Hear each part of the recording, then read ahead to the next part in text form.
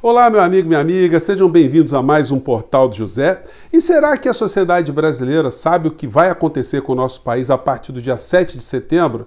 Como será o Brasil a partir do dia 8 de setembro, o dia seguinte? Será que teremos uma configuração diferente no nosso país? Teremos movimentos de ruptura mais aprofundados? Será que nós teremos ministros da Suprema Corte detidos, presos? Será que nós teremos uma substituição no poder aqui do nosso país? E nós, temos motivos para termos receios, medos? Ou é melhor a gente comprar pipoca e assistir de camarote as coisas que nós iremos ver, que nós iremos comentar aqui no nosso portal de hoje? Bem, se você está chegando agora, antes de mais nada, eu convido você a se inscrever, a conhecer o nosso portal, conhecer os nossos outros vídeos, a compartilhá-lo se você achar bacana, a dar o seu joinha, porque faz a gente chegar a mais pessoas como você, e mandar seus comentários, porque são sempre lidos e são sempre considerados. Lembrando que todos os dias nós entramos no ar, entre 17 e 17h30 e meia hora antes, eu abro um chat para conversar com vocês, para a gente trocar as nossas ideias, as nossas opiniões. Então, vamos seguir em frente. Gente, no nosso papo de ontem, nosso papo anterior, eu mostrei para vocês que os processos de ruptura institucional que a história da humanidade registra, sempre teve um fundo econômico e um fundo político. Existem essas condições aqui no Brasil para agora? Bem, comandado pelo presidente da República e pelas pessoas que estão próximas dele, não tem a menor condição. Porque não existe nenhuma pauta reivindicatória de cunho econômico e nem outras pautas reivindicatórias. O presidente da República, ele não preside o nosso país, não comanda o nosso país, nada é com ele. No momento que o Brasil está tendo recorde de queimadas novamente, temos crises hídricas, nós temos falta de água, a energia está ficando mais cara, os alimentos estão ficando mais caros, os combustíveis estão ficando mais caros, enfim, a falta de perspectiva do nosso país está ficando pior. A variação cambial está cada vez mais desfavorável ao nosso país e o presidente da República, ele está preocupado com alguns desses problemas? Não. Ele está insuflando os seus apoiadores a crerem que o problema do nosso país é o Supremo Tribunal Federal. O Supremo Tribunal Federal, que como corte jurídica só age por provocação. Eles ficam parados lá, eles ficam lá no Supremo Tribunal Federal e só se manifestam quando chega um processo para eles decidirem se é legal ou se não é legal, se é lícito ou se não é lícito, se é permitido ou se não é permitido. É assim que funcionam as democracias. Mas essa gente está fazendo muita confusão e a maior parte deles está fazendo isso porque querem se livrar da polícia. Vamos pegar aqui o discurso de algumas pessoas, vamos ver se vai dar para pegar, para mostrar aqui. O que eles estão fazendo nas redes? Eles partem do princípio que nosso país tem uma ditadura. Então eles estão convocando as pessoas de uma forma subjetiva para irem para as ruas, para protestarem contra a ditadura, para a gente recuperar a nossa liberdade. Vejam se não é uma peça para ser exibida dentro de um manicômio ou por pessoas que estão dentro de um manicômio, né? Vamos lá. Já vivemos uma ditadura hoje em dia no Brasil. Eu sei que todos vocês também não aguentam mais esse clima de insegurança e de censura. A censura está escalonada e cabe a nós lutarmos pela nossa independência. Povo que não tem virtude. Essa moça aí, por exemplo, é muito bacana. Ela está com alvo atrás, cheio de furo de bala, né? É gente muito tranquila da cabeça. Vamos lá. Acaba por ser escravo. E nós não seremos escravos de nenhuma ditadura comunista. Nós somos censurados, perseguidos, cidadãos receberam a Polícia Federal em casa. E não é por Bolsonaro, não. É pelo judiciário. A democracia não está mais em risco, ela já caiu. Nós estamos reféns de poderosos autoritários que estão destruindo a nossa... Bom, quando eles falam assim, nós estamos refém, a ditadura... Gente, só quem reclama do Poder Judiciário e da polícia, normalmente são criminosos, né? Alguém que se coloca em conflito com a lei. Então, esse pessoal está levando questões às quais eles estão sendo responsabilizados agora por matarem pessoas com M maiúsculo. Por quê? Porque quando eles difundiram fake news, levaram pessoas a não se cuidarem, a combaterem o isolamento, combaterem as instituições, eles acabaram fazendo com que o resultado morte no nosso país fosse muito superior ao que seria natural se todas as medidas fossem tomadas aqui no nosso país. Então nós tivemos aqui gente acumpliciada com o crime e gente que ganhou muito dinheiro, porque essa gente toda, todos eles ganham muita grana para fazer apoio proselitivo da ignorância. Então eles estão, de um certo modo, querendo que aqui no Brasil haja uma espécie de Capitólio Tabajara, que a nossa Suprema Corte seja invadida, que ministros sejam aprisionados, porque o que vai acontecer? Como é que você tira um ministro que está legalmente investido? O que eles querem? Eles querem fazer bilu-bilu nos magistrados? Não é isso. Então, existe uma grande distorção, existe uma grande má-fé no meio dessa história toda. E aí, claro que vocês vão pegando o presidente da República e insuflando, né, essas criaturas, né, falando coisas desse tipo aqui, é bom a gente sempre registrar. O presidente fala coisas que nós falamos assim, meu Deus do céu, ele tá maluco, ele de fato não bate nada na cabeça dele, quando ele diz coisas como essa aqui, vamos lá. Nós vamos acabar com o cocô no Brasil! O cocô é essa raça de corrupto e comunista! Então, um presidente da República fala publicamente uma coisa dessa, se isso não é uma coisa que está no campo da insanidade. Aliás, o Bolsonaro, ele fica repetindo muito mantras que eram repetidos pelo Mussolini. Pátria, Deus e família.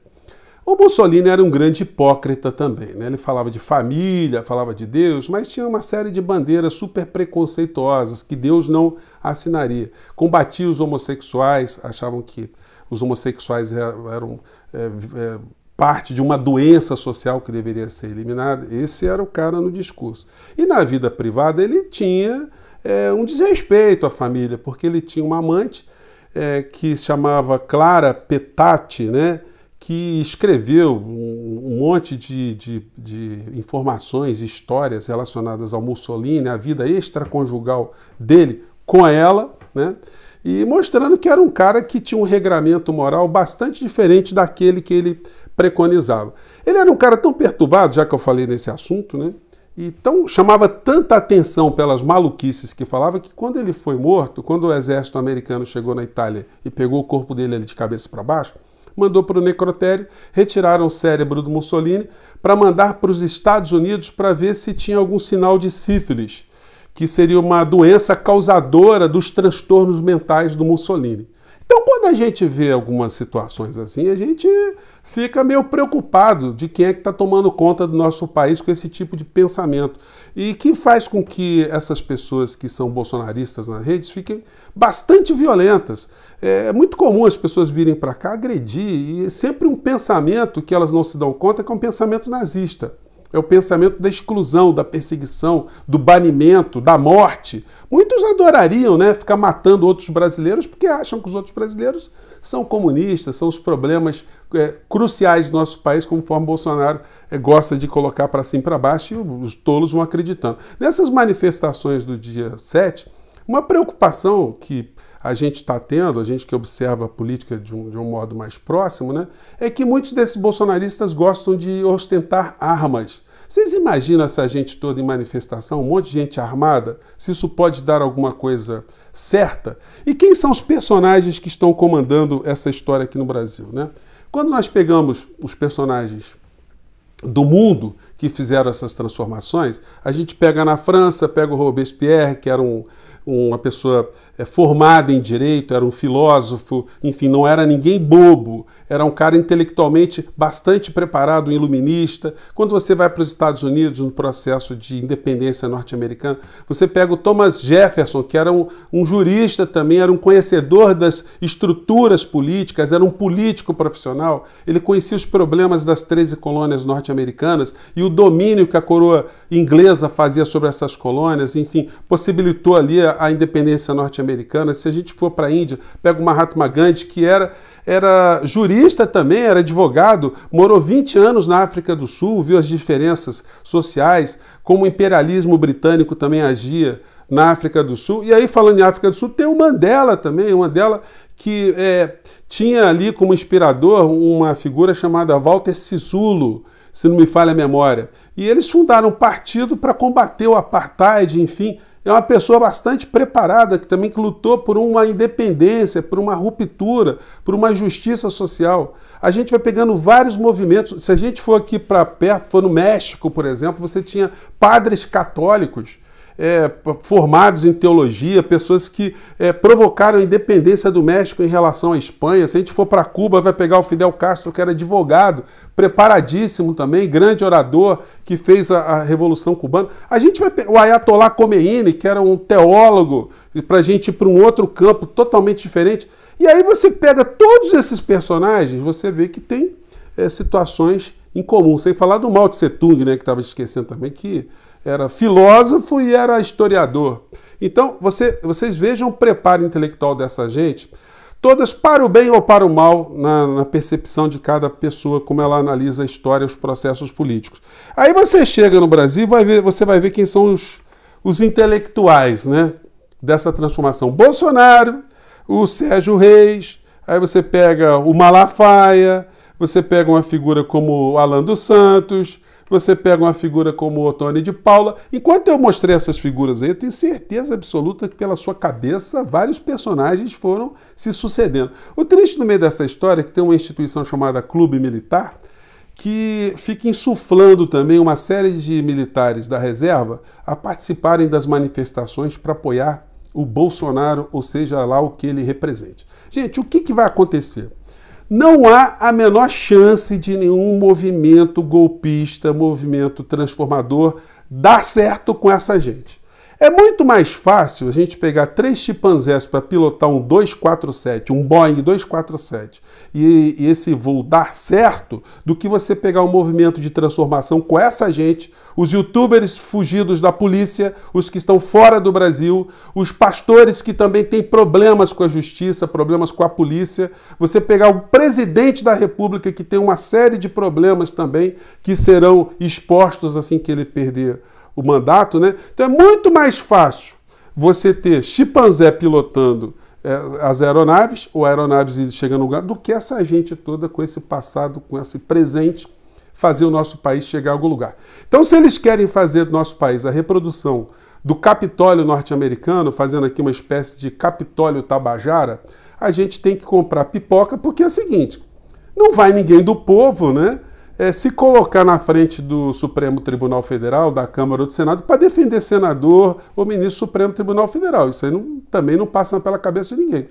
Então, compete às instituições colocarem ali a segurança, chamar o Exército, Marinha Aeronáutica, conforme a Constituição diz, as polícias do Distrito Federal, para tomarem conta, para protegerem as polícias da Câmara, a polícia do Supremo Tribunal Federal, a segurança dessas instituições. Enfim, se alguém for transgredir, ser conduzido, conforme diz a lei, conforme diz a Constituição, o Código Penal, a todos os procedimentos naturais que criminosos devem sofrer quando tentam transgredir alguma coisa. Então, gente, o lamentável no meio dessa história é ver quanta gente inocente que está com ódio dentro de si e que está querendo fazer alguma coisa e não sabe exatamente o que. Uma coisa é certa, nenhuma dessas histórias que esse bolsonarismo está querendo colocar em prática vai melhorar a condição de vida, se elas derem certo. Dando certo seria o maior erro, porque não vai abaixar o preço do gás, da gasolina, do diesel, do aluguel, não vamos ter mais escolas, não vamos ter mais saneamento básico, não vamos ter mais justiça social, o Brasil não será respeitado, o Brasil vai ficar numa sinuca de bico sem tamanho. Então, eu ficarei com a minha pipoca em casa no dia 7 de setembro, atento ao que vai acontecer nos movimentos que essa gente vai estar organizando, observando nos telejornais à noite, fazendo uma resenha do que aconteceu no dia, e no dia seguinte nós vamos aqui também avaliar no nosso portal do José aquilo que eu já estou falando desde já. Não vai acontecer nada, não vai haver ruptura alguma. Pode ter até que alguns malucos tentando fazer esse tipo de situação.